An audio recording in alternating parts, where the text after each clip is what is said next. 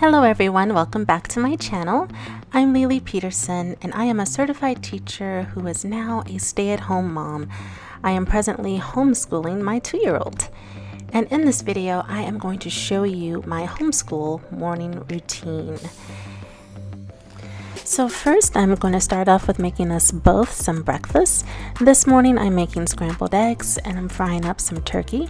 I'm going to slice up the turkey and put it in my son's plate with the eggs, and do the same for myself.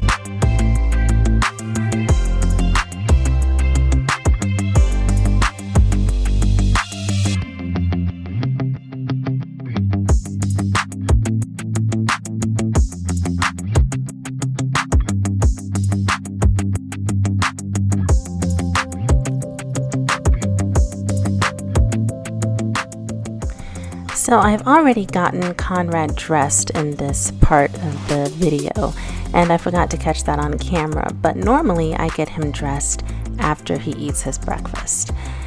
But I'm going to take this time while he's eating to get his hair sorted out. He really does not like me with my hands in his head at any time of the day, so I've been trying to make it a little bit easier on myself and do it while he's at the table. And as you can see here, he still has trouble sitting still and is trying to lean away from me and push me away a little bit. But it is the best time to get it done. Okay, so after we get set up and get things situated, we start off the morning with his Bible lesson. And that consists of me presenting the Bible to him, telling him what it's for, why we're learning about it, and then we get into our Bible story. Right now we're going through a devotional that I got this summer, so that's a new thing, and he usually really likes it. So this morning he's being a little bit of a toot, and it's taking me a little bit to tell him, look, we're getting started. And so now he's excited and he knows what we're doing.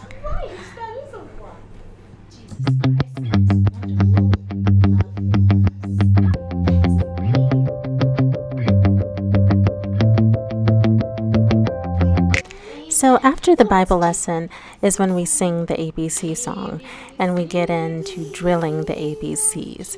But this morning, we are just singing the ABC song first before drilling the ABCs because I mistakenly left out this puzzle. And because of that, that's what he wants to do right now. So he's going to be doing this puzzle for a little bit until he gets ready, until he gets tired of it, and then we'll move on to something else.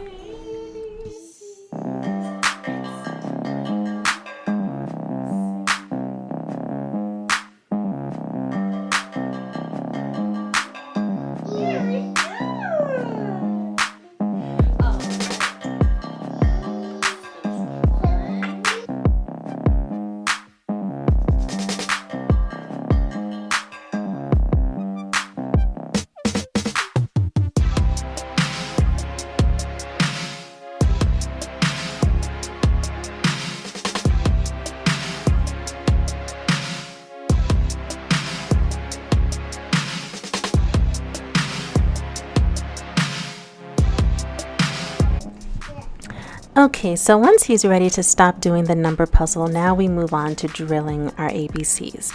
I use flashcards for this, and here we're just getting started, and then from there we're going to work with our letter of the week, which is the letter B for this week. I love using puzzles and different activity mats to reinforce the things that he is learning. So the puzzle that we just finished was a number puzzle that goes to 10, and right now he's familiar with 0 to 10. And here he's working on an activity mat that has the colors. So this is just reinforcing those activities. So these two puzzles, as well as the flashcards, I purchased at Target. And I didn't see the flashcards there anymore. Usually around the summer when it's getting ready for back to school time is when you can buy flashcards and other teacher aid things. after that it becomes seasonal, but I try to pick up any sort of activities that I think he might enjoy, even if he's not old enough for them yet.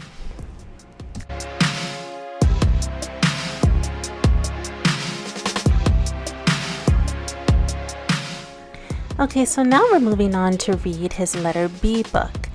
And this is a book that I printed from online. The website is called The Measured Mama, and she has lots of awesome resources that are free and some that you pay for, that you can print off on your own printer and help your child learn their ABCs, learn things about numbers, all sorts of things. Her website is full of resources, and I absolutely love it. And if you subscribe, you can get even more things from her website. So this book is the letter B book, and she has one for every letter. And I'm using this book to teach him the letter sound and get him used to reading words that start with that sound. And I am linking her website below so that you can check it out for yourself. Now on the website, she recommends that you print these books out on cardstock and then staple them. I was fresh out of my white cardstock, so I printed it on yellow. And I don't know, I guess my cardstock was thicker than I realized, and stapling didn't work. So I hole punched mine and used string to hold the book together, which is something that I've done for a few of his projects, and that just seems to work fine. So that is the recommendation, or you could send it to a printer and have them print it out for you really nice. But I love it. He loves it. At this point, this is our third time reading it at his request, and I think you'll love it too. So after we're done with working on the letter of the week, we start drilling our shapes with flashcards. And then we do an activity centered around that shape that we're focusing on that week. Sometimes we focus on more than one shape, and sometimes we focus on one shape. But this week we were focusing on the trapezoid. We focus on one shape throughout the week while drilling the shapes that he still already knows.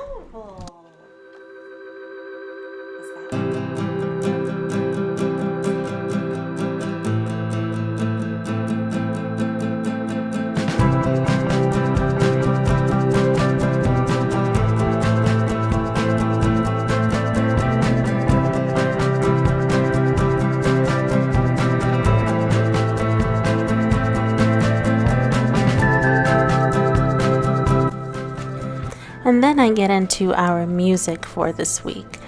I usually tell him the title of the song or piece that he's going to listen to and who composed it, if that information is available, and I play it.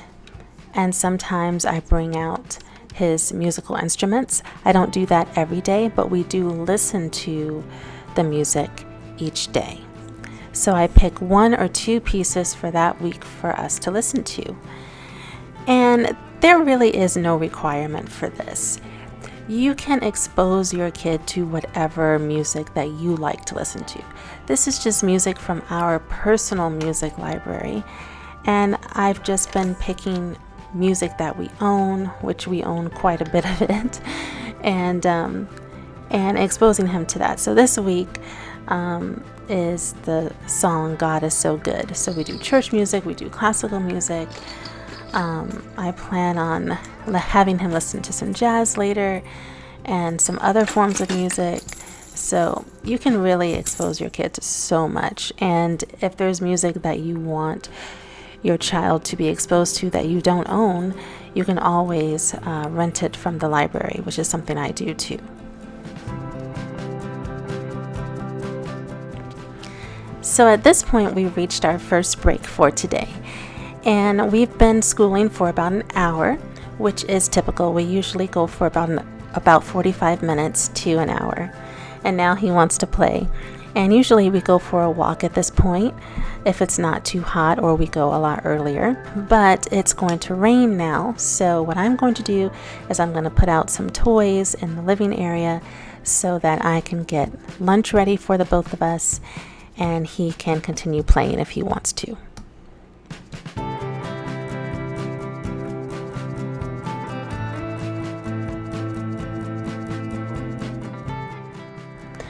So Conrad really wanted oatmeal for lunch, so that's what he's going to help me make. He loves to get involved in helping me make it, which is cool. So that's what we're going to do right now.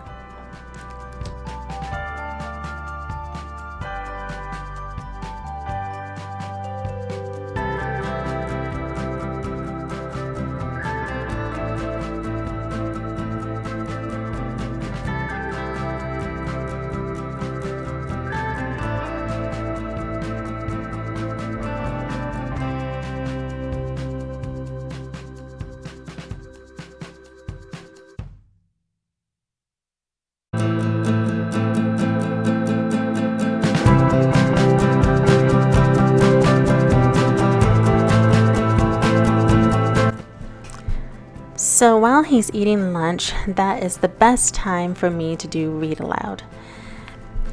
Simply because he is sitting still and he can easily focus on a new book that he's never heard before. Even if that book might happen to be a long book, he's willing to listen to it a lot easier when he's already seated at the table eating.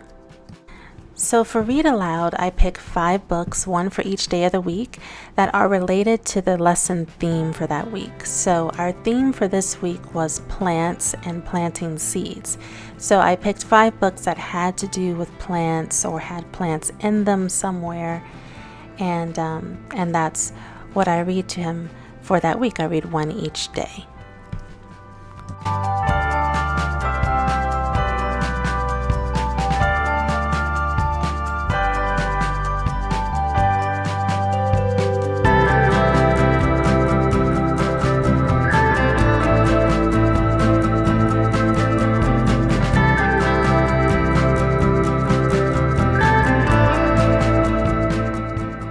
This is the part of the day that we call books and nap. I let Conrad pick out 5 to 6 books, and then he goes down for a nap for about an hour, sometimes an hour and a half. And in that time, I fix myself something to eat and I work on something else while he's asleep.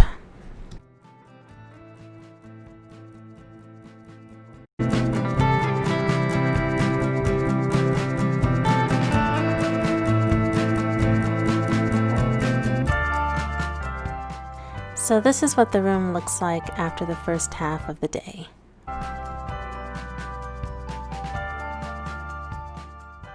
So now that Conrad is awake, we're going to eat lunch and get to some actual seed planting.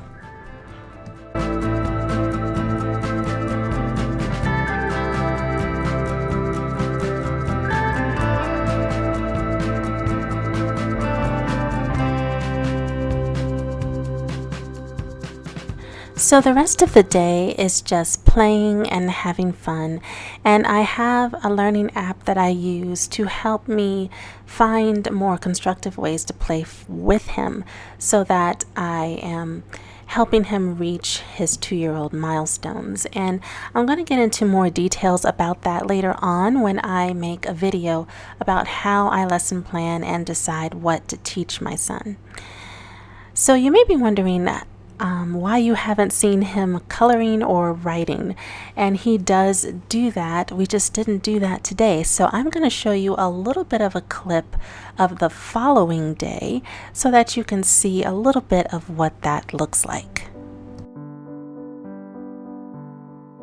Okay, so first we're going to color the 3. Color the 3. Oh, yeah. So we'll start right here.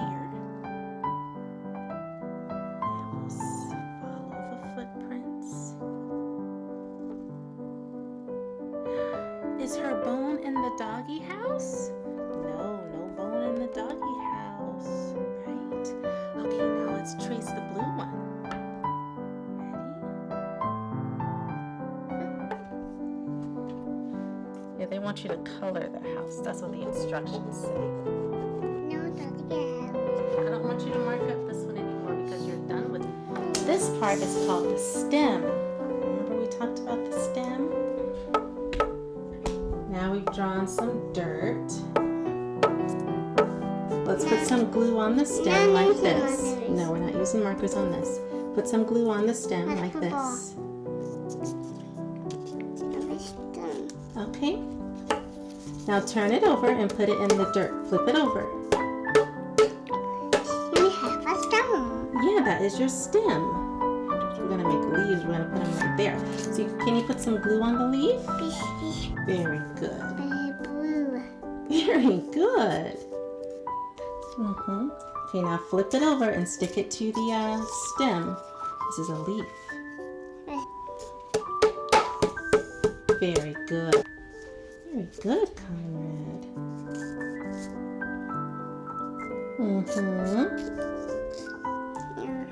All right. Okay.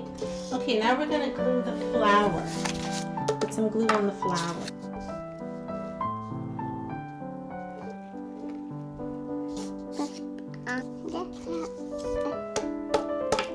Very good. Conrad made a flower.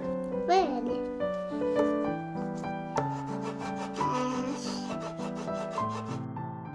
So at the end of the day, Conrad's work and activities go in his homework folder, and he gets to share that with his dad. And his dad gets to have a conversation with him about school. And it helps his dad feel more involved, and it helps me communicate to his dad what Conrad is learning.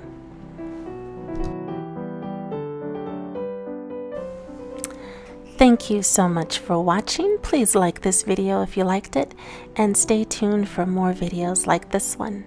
See you again soon. Bye-bye now, and thank you.